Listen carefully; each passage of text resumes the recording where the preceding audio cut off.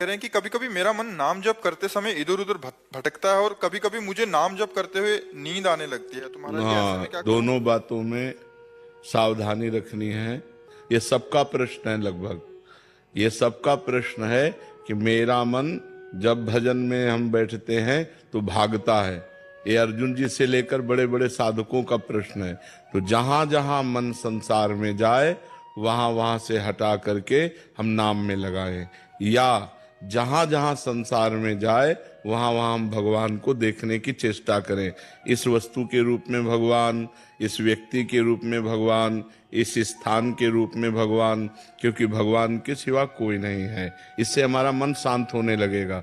जहां जहां जाए वहां से हटा के नाम में लगाना, या जहां जहां जाए वहां भगवान को देखना। और तीसरी बात, अगर हम कुछ नहीं कर पा रहे हैं तो नाम पर ध्यान दें। हमारे मन से सब कूड़ा करकट निकल रहा है। जो गंदी बातें हमारे मन में भरी थी वो सब डिलीट हो रही हैं नाम जप के द्वारा। ऐसी भावना करे तो मन निर्मल होकर, ये 3 साधन बताए, इससे मन आपका एकाग्र होने लगेगा। रही नींद की बात, तो भोजन पर ध्यान दीजिए।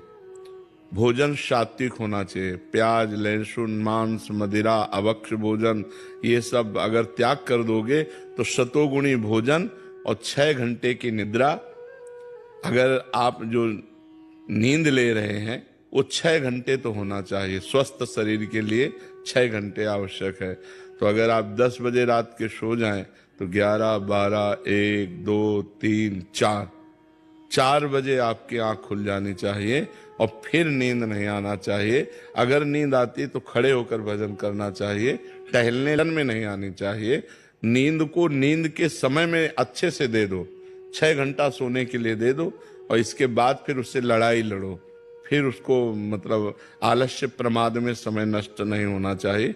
जैसे हमें बैठे नींद आ रहे तो हम खड़े हो गए, खड़े भी हमें परेशानी हुई तो हम टहल रहे, पानी मुंह में डाल रहे हैं, मुंह में पानी डाल के मुंह पोंछ करके फिर हम भजन में बैठते।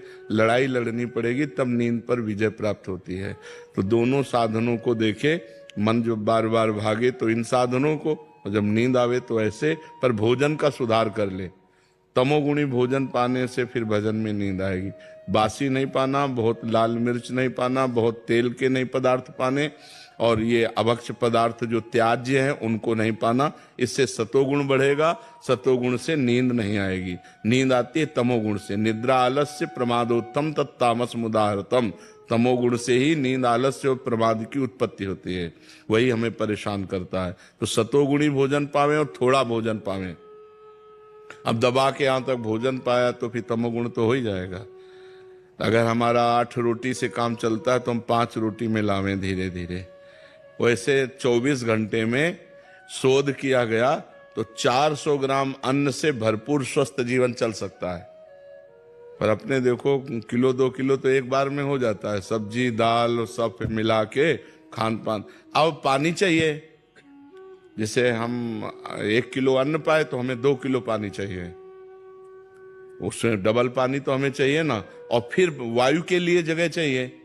पेट में थे, अब पेट में दबा के अन्न ही भर लिया, फिर पानी तो ऊपर सांस फूल रही है और भजन में मन नहीं लगेगा। प्रमाद स्थिति। अल्पाहार, थोड़ा भोजन पाए, अच्छे से जल जितनी आवश्यकता है 3-4 लीटर 24 घंटे में तो जल चाहिए ही।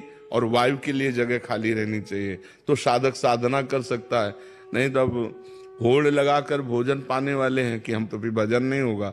जिसका भोजन नीरस उसका भजन सरस, और जिसका भोजन सरस उसका भजन नीरस। पक्की बात समझ लो। भोजन में बेस्वाद पाना चाहिए। दाल रोटी सब्जी उसमें कोई स्वाद, लेकिन स्वाद नाम में लेना चाहिए। राधा राधा राधा।